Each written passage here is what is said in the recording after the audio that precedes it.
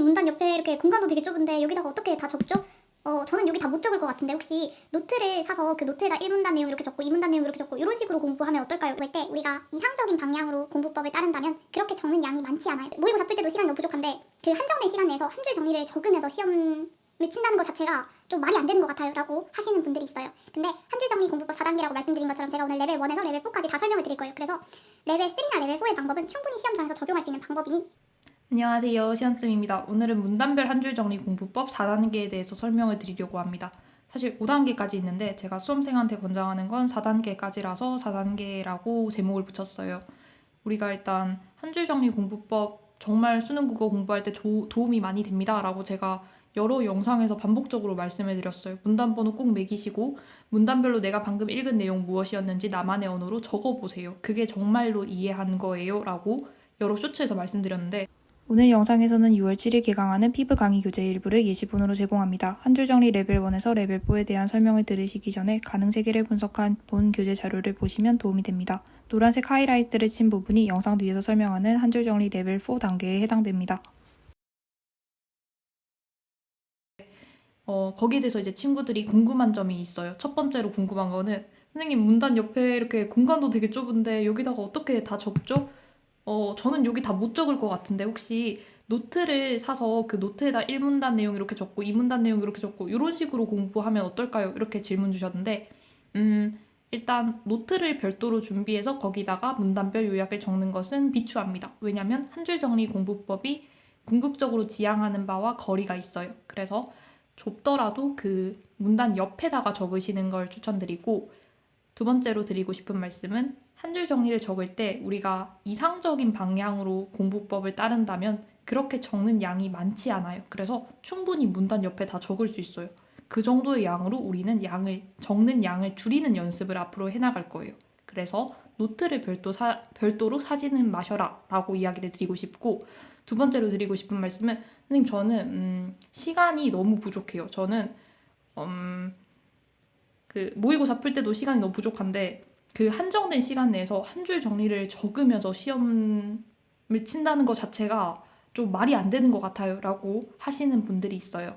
근데 한 줄 정리 공부법 4단계라고 말씀드린 것처럼 제가 오늘 레벨 1에서 레벨 4까지 다 설명을 드릴 거예요. 그래서 레벨 3나 레벨 4의 방법은 충분히 시험장에서 적용할 수 있는 방법이니 한번 레벨 3나 레벨 4의 방법으로 지문을 한번 분석해 보시고 그 방법이 본인에게 맞다면 체화해서 시험장에서 응용하는 걸 추천드린다 라고 대답하고 싶어요.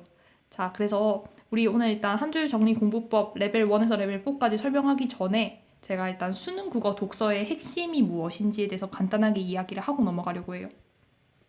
요즘 호흡이 긴 지문이 상당히 많죠? 그래서 첫 번째, 호흡이 긴 지문을 지치지 않고 끝까지 다 읽어내는 것. 집중도를 꾸준히 발휘해서 그 긴 지문을 지치지 않고 읽어내는 것이 첫 번째입니다. 그리고 두 번째는 문단마다 소주제를 정리한 다음에 세 번째로 긴밀한 문단 간의 관계를 파악하고 전체 지문의 주제를 잡아내는 것. 이게 바로 수능 국어 독서의 핵심이에요. 그리고 이걸 위한 기본 전제가 문단별 한 줄 정리다 라고 말씀을 드립니다. 문단 번호 매기시고 방금 읽은 내용이 무엇인지 한 문단씩 끊어 읽으면서 스스로 질문에 답할 수 있어야 합니다.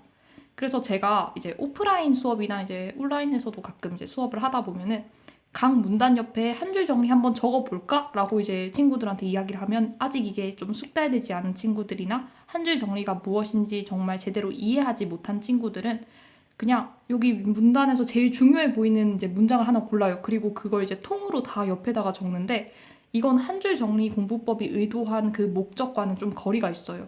한 줄 정리는 나만의 언어로 1번 나만의 언어여야 돼요. 그리고 두 번째로 입력한 텍스트를 출력해내는 방식이에요. 그래서 이 과정에서 세 번째로 내 이해를 확인하는 과정이다 라고 생각하시면 좋습니다. 그래서 제가 기초부터 고급 수준까지 레벨 1에서 레벨 4를 설명드릴 텐데 내 수준이 지금 레벨 몇 단계인지 보시고 레벨 4를 향해서 최종 단계까지 발전시켜 나가야겠다. 이렇게 마음을 먹는 것이 좋지. 이걸 보시고 레벨 1단계부터 하나씩 부셔 나가야지. 이런 생각을 하시면 안 됩니다. 내 수준이 지금 몇 단계인지 보고 레벨 4로 궁극적으로 나아가라고 말씀해 드렸고, 이 영상을 처음 보시는 분들 중에서 한 줄 정리 공부법을 처음 들어보신 분들도 있을 텐데, 그럼 레벨 1부터 차근차근 이렇게 단계적으로 밟아가면 되는 건가? 이렇게 생각하실 필요 없어요. 바로 레벨 4로 가시면 됩니다. 자, 그래서 이제 기초 수준, 레벨 1 수준에서 한 줄 정리를 하는 친구들은 바로 요약 정리 수준으로 한 줄 정리를 합니다. 레벨 1은 요약 정리입니다. 문단의 모든 내용을 그냥 다 기록해요. 그리고 정보의 경중 따지는 거 없이 등장한 개념을 그냥 나열의 방식으로 모두 적어내는 거예요. 뭐뭐 했다, 이런 식으로 문장의 형태가 아닐 뿐이지 지문에 있는 모든 정보를 거의 다 키워드 위주로 다 요약해서 적어내요. 이게 바로 레벨 1 요약 정리 단계입니다. 내신 대비로 지문을 내가 정말 면밀하게 분석해야 돼. 그리고 이 지문의 내용들을 내가 조금 기억할 필요가 있어. 이 경우에는 1단계 요약 정리가 도움이 될 수 있는데, 우리가 지금 국어 공부를 하는 이유는 국어 모의고사, 궁극적으로 수능을 잘 치기 위한 거잖아요. 그래서 한정된 시험 시간을 고려할 때 내신이 아닌 시험에서 이런 레벨 1 수준의 한 줄 정리는 도움이 안 된다라고 이야기 드립니다. 레벨 2는 어떤 단계냐면 핵심 단어입니다. 레벨 1에서는 아까 모든 개념을 다 나열의 방식으로 적었다면, 레벨 2 단계 수준에서 한 줄 정리를 하는 친구들은 정보의 경중을 따질 수가 있어요. 그래서 정보의 경중을 따지고 핵심 키워드 4개에서 6개 정도로 줄여요. 핵심 키워드가 아닌 것들, 부수적인 내용들은 어떤 것이냐, 예시 사례 이런 것들, 부수적인 설명 이런 것들을 다 제외시키고 주제와 직결되는 키워드 위주로 4개에서 6개 정도로 핵심 단어를 문단 옆에 적는 것, 이게 레벨 2 단계의 한 줄 정리다라고 보시면 될 것 같아요. 그리고 이제 레벨 3가 바로 문단 이름 붙이기입니다. 한 줄 정리 공부법이 궁극적으로 이제 추구하는 바예요. 한 줄 정리는 문단의 정보를 적는 게 아니라 문단의 목적을 적는 거예요. 이 문단이 여기 왜 존재하는지 그 문단의 목적성을 이해하시고 문단의 이름을 붙이는 단계입니다. 한 줄 정리는 절대 문단의 내용을 단순히 요약해서 적어내는 게 아닙니다. 이게 아니라 문제 풀 때 내가 몇 문단에서 정보를 확인할 건지 위치를 찾기 위해서 이 문단 이름 붙이기를 추천하는 거예요.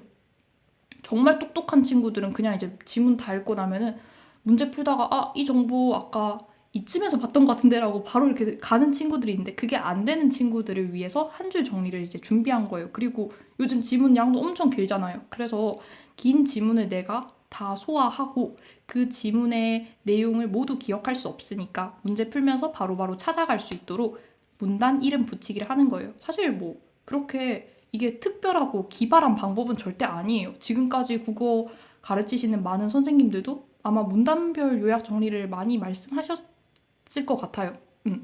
그리고 저는 이제 문단별로 이 요약해서 적는다는 것이 어떤 도움이 되는지 수험 생활에서 직접 경험한 사람이고, 그리고 이 문단별로 요약 정리를 적을 때 학생들이 보통 어떤 식으로 적는지 지금까지 가르치면서 느낀 바가 많을 거 아니에요. 그래서 레벨 1에서 레벨 4까지 어떤 식으로 학생들이 문단 정리를 적는지 초급에서 고급 수준까지 오늘 영상에서 설명을 드리는 거고, 궁극적으로 여러분이 한 줄 정리, 문단별 요약 정리를 통해서 나아가야 할 목적은 무엇이고 방향성은 무엇인지에 대해서 이번 영상에서 자세하게 설명을 드리는 거다라고 보시면 됩니다. 사실 저는 이 한 줄 정리 왜 하기 시작했냐면, 내신 공부할 때 이제 독서 지문을 내가 분석을 해야 되는데 따로 뭐 강의 없이 내가 혼자서 이제 지문 분석을 하려고 이제 해설지를 펼쳤는데, 해설지를 보니까 1문단, 2문단, 3문단, 4문단 문단별로 한 줄 정리와 같은 그런 문단 제목이 다 적혀 있었거든요. 수특 해설지에. 지금도 그렇게 적혀 있을 거예요. 그래서 그걸 보면서 나도 문단별로 문단 제목을 붙여봐야겠다 이렇게 생각을 하고, 그런 식으로 독서 지문을 분석하는 연습을 꾸준히 했더니 이게 시험장에서 체화되어서 지문에 어떤 이름을 붙이는 식으로 나중에 문제풀이에도 활용할 수 있더라고요. 그래서 경험에서 좀 증명이 된 방법이기 때문에 여러분에게도 추천드리는 거예요.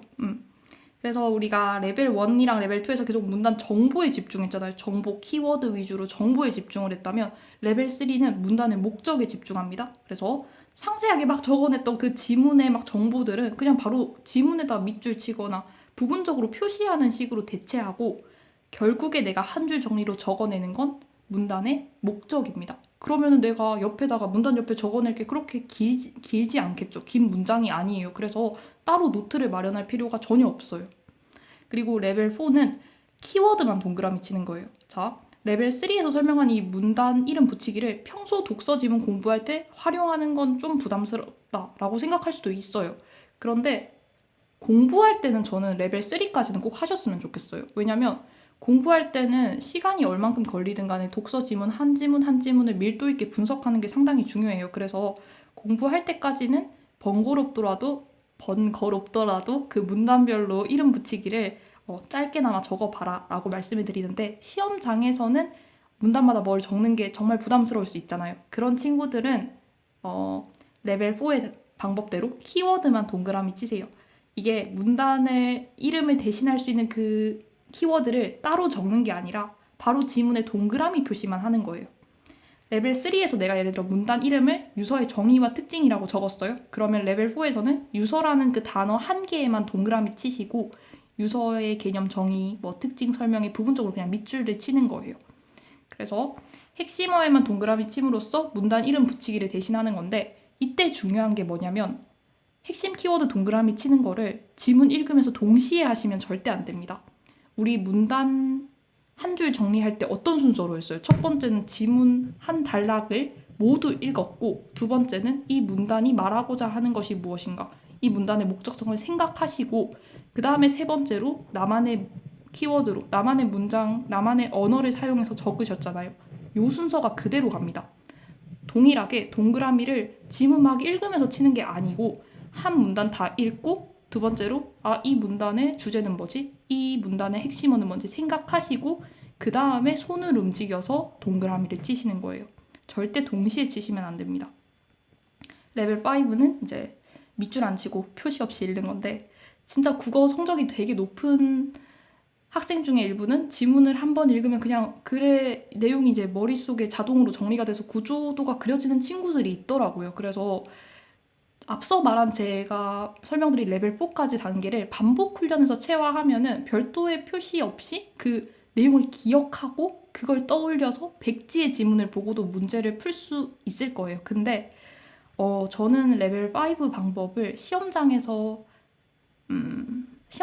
안 했으면 좋겠어요. 왜냐면 요즘 수능 국어 독서 지문이 상당히 호응량이 길고 양도 정말 많은데 정보량도 정말 많거든요. 근데 어떤 표시도 없이 시험장에서 막 읽어내고 그걸 다 머릿속으로 떠올려서 이렇게 문제에 적용한다, 이게 이런 대범함이 미덕이다라고 생각하진 않아요. 맞는 친구들은 이렇게 하면 돼요. 근데 일단 저는 이렇게 못해요. 그래서 제가 할 수 없는 방법이기 때문에 레벨 5를 수험생에게 추천하진 않는 것 같아요. 그리고 시각적 기호, 동그라미 밑줄을 막 무분별하게 사용하는 게 물론 문제가 될 수 있겠지만, 시각적 기호가 시험장에서 주는 이점이 분명히 있어요. 시각적으로 내가 봄으로써 느끼는 그 안정감도 있고, 그리고 진짜 시각적 표시가 시험장에서 주는 이점들이 분명 있거든요. 그래서 문단 번호를 매기는 것도 결국에는 앞에 들여쓰기가 되어 있지만 내가 어떤 시각적 기호를 통해서 누릴 수 있는 이점을 극대화하기 위해서 문단 번호를 일일이 매기는 거예요. 문단 번호 매기기 싫은 친구들은 시각적으로 그냥 문단을 이렇게 찍찍 그어가면서 문단을 이렇게 분리하잖아요. 그래서 공부하고 한 줄 정리를 체화하는 과정에선 이 레벨 5 방법을 도전해봐도 좋겠지만, 가급적 시험장에서는 내가 진짜 비상한 머리를 가진 천재가 아니면은 레벨 3나 4 이 두 가지 중에서 자신에게 맞는 것을 선택하시기를 추천드립니다. 저는 보통 국어 모의고사를 한정된 시간 내에 풀 때 레벨 3랑 레벨 4를 혼용해 가면서 쓰고 있어요. 제가 어떤 지문에 따라서, 그리고 그날 컨디션에 따라서 레벨 3나 레벨 4 방법을 혼용해 가면서 사용하고 있고, 여러분들도 궁극적으로 레벨 4를 향해서 한 줄 정리를 체화해 가셨으면 좋겠습니다. 한 줄 정리라는 방법이 막 엄청 기발한 방법은 아니에요. 아까 말씀드렸듯이 수특 해설지라던가 대부분의 국어 해설지, 문제집들이 이런 한 줄 정리의 방식으로 학생들에게 정보를 전달하고 내용을 설명하고 있고, 굉장히 좋은 방법이라고 생각합니다. 그런데 어떤 식으로 한 줄 정리를 하느냐, 이게 정말 중요한 것 같아요. 레벨 1에서 레벨 4까지 상세하게 설명드렸으니까 우리는 좀 더 발전된 형태로 정보의 경중을 따져서 글을 적어냈으면 좋겠습니다. 그래서 오늘 이제 설명한 내용 중에서 좀 헷갈리는 부분이 있다면 댓글로 남겨주시면 제가 답변할 수 있는 부분들 답변하도록 노력하겠고 이런 식으로 다음 영상 주제도 또 재밌진 않다 그쵸? 공부 영상이라서 막 엄청 재밌진 않지만 도움이 될 만한 좋은 정보를 가지고 돌아오도록 하겠습니다. 오늘 영상 봐주셔서 감사드리고 건강관리 잘하시고 수능 날까지 그리고 수능을 준비하고 있지 않은 고1, 고2 그리고 중학생 친구들도 열심히 한 줄 정리를 지금부터 열심히 적용해서 체화해 나간다면 나중에 수능을 칠 때 정말 많은 도움이 될 거예요. 그래서 오늘 영상은 여기서 마치도록 할게요. 안녕.